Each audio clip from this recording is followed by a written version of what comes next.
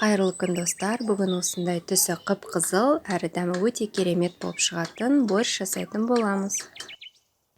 Ең алдымен суымызды құйып, етімізді пісіріп аламыз. Енді капустамызды осылай жіңішкелеп турап аламыз. Кейін картошкамызды тураймыз, осылай төртбұрыштап.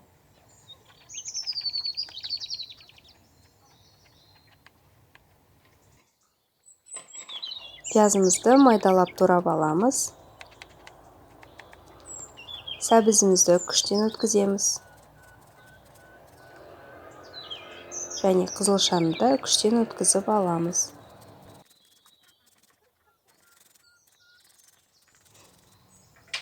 Майымызды табаға құйып, пиязымыз бен сәбізімізді жақсылап қуырып аламыз.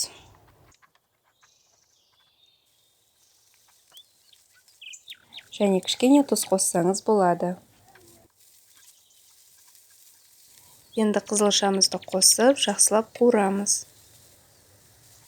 Барлығы жақсылап қуырылғаннан кейін барып, ең соңында сорпаға қосамыз. Сорпамыздан көбігін алып аламыз.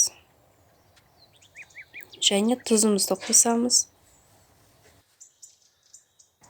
Етіміз піскеннен кейін картошкамызды қосамыз. Және картошкамыз піскеннен кейін капустамызды қосамыз.